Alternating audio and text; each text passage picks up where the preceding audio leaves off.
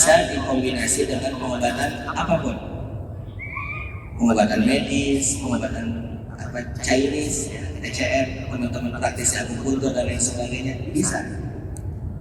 Karena ruqyah pada dasarnya adalah doa permohonan kesembuhan. Ruqyah efektif digabungkan dengan segala jenis pengobatan. Ya, selama tidak ada keharaman dan kesyirikan di dalamnya. Nanti Bapak Ibu kalau ada reaksi jangan takut. Kalau nggak ada reaksi bersyukur ya. Karena sukses tidaknya ruqyah tidak dilihat dari reaksi. Ya, ini sambil kreset dibagikan, saya mau menyebutkan beberapa indikasi gangguan jin yang Bapak Ibu perlu ketahui untuk mengukur dirinya itu gangguan atau tidak. Yang pertama, bermasalah secara spiritual namun tiba-tiba, bukan memang dasarnya malas ya. Ustaz, aku rajin loh ibadah tapi kok tiba-tiba aku nggak rajin. Ya, tapi kalau memang tabiatnya malas ibadah ya kudu tobat ya dengan diruqyah. Ya, salat tobat 2 rakaat baru ikut ruqyah nanti dapat manfaatnya.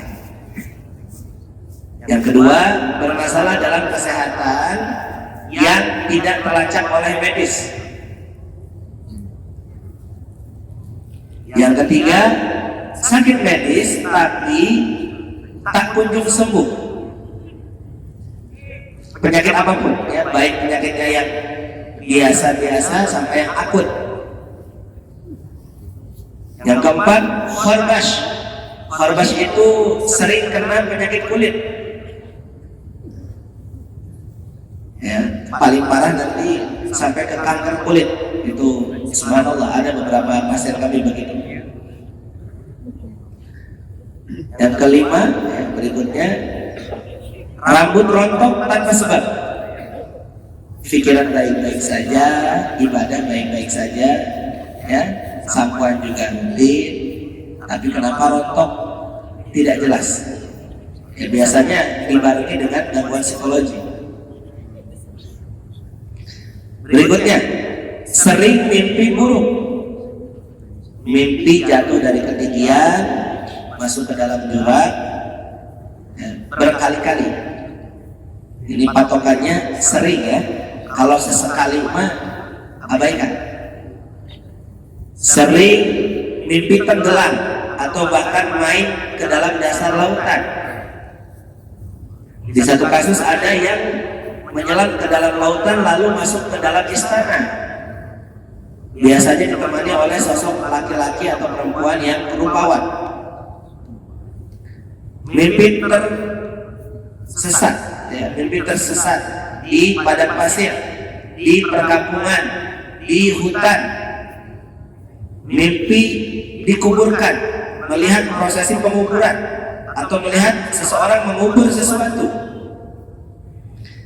Mimpi bertemu dengan hewan-hewan buas, ular misalkan.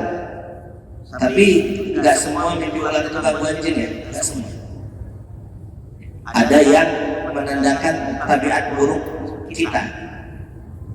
Kalau Ibnu Qayyim menjelaskan, ada karakter-karakter hewani yang biasa dilakukan oleh seseorang atau diadopsi oleh seseorang.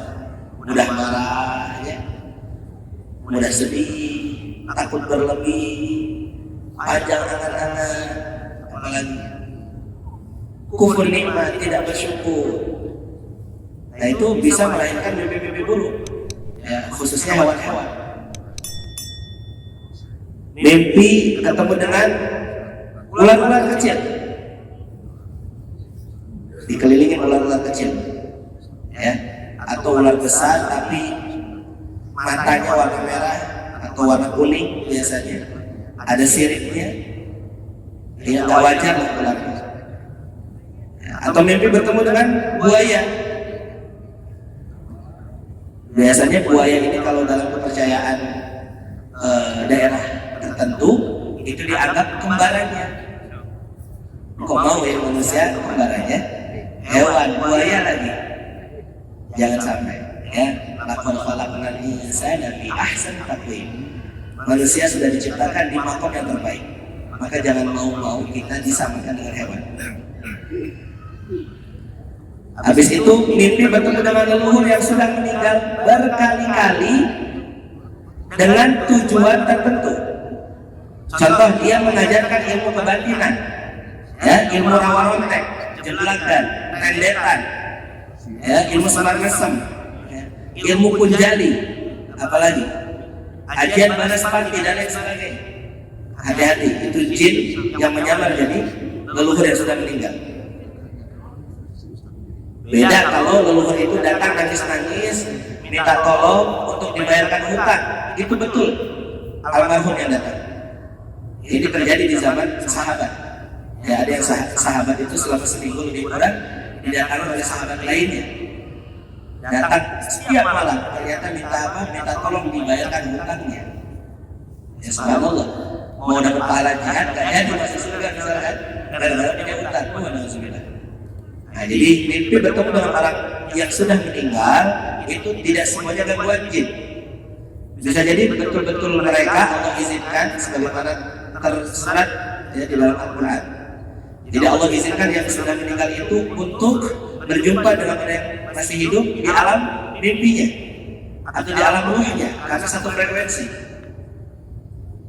Tapi biasanya yang sibuk dengan nikmat kuburnya dia tidak mampir ke alam dunia.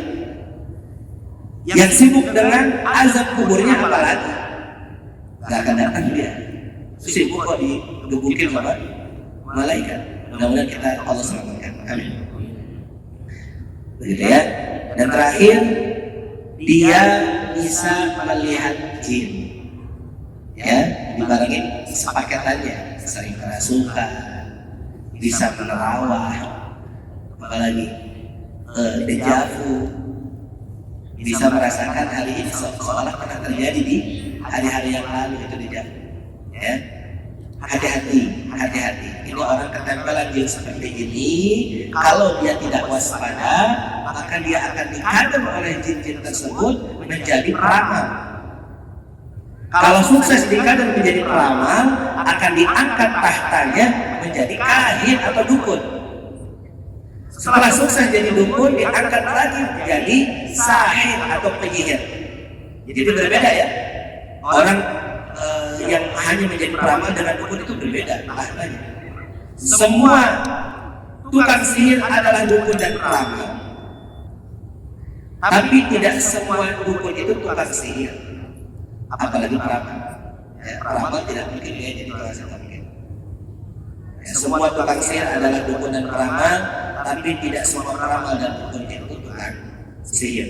Semua dukun itu peramal, tapi tidak semua peramal itu dukun. Ya, kita bolak-balik. Ya. Kenapa? Agar kita paham perbedaan di antara mereka. Karena banyak dukun-dukun itu nggak pakai jin, tapi pakai trik sholat. Obatin pasien pakai telur yang ditempel di tubuh terus dipecahin. Ada jantungnya, ada darahnya dan lain sebagainya. Itu saya bisa buat seperti itu. Gampang banget. Itu waktu di pramuka diajarin tuh sama kakak pembina. Telur ajaib. Ternyata dipakai tuh sama dukun. Gak syirik dia, tapi dia melakukan keharaman karena nipu orang. Ya, jadi hati-hati dengan pengobatan seperti itu. Ya, ciri-cirinya secara umum seperti itu. Bagi yang merasakan, saya harapkan fokus dengan dirinya, jangan berganti fokus ke orang lain. Ustaz, ada yang mudah samping saya. Berarti tubuhnya lagi mengimani Al-Quran. Husnuzon saja. Jangan anggap orang yang mudah itu ada jin yang enggak ada semua. Ada orang gangguan psikologi di rupiah mentah-mentah ada. Gangguan spiritual, gak khusyuk sholat, malas sholat, di rupiah mentah-mentah ada. Gak mesti dirasuki jin dalam tubuhnya. Nanti ada misalkan ngejengkan ke belakang. Dia duduknya yang enak ya, yang nyaman, yang tidak membahayakan diri. Biasanya ada yang ngejengkan ke belakang.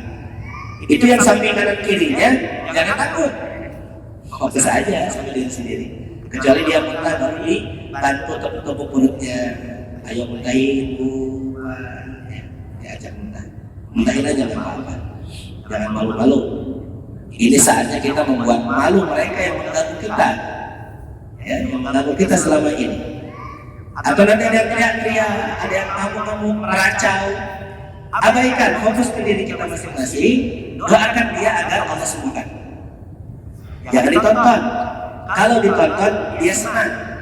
Kalau yang nonton takut, dia makin kuat, makin ngeyel nantinya. Oke, jadi silakan fokus.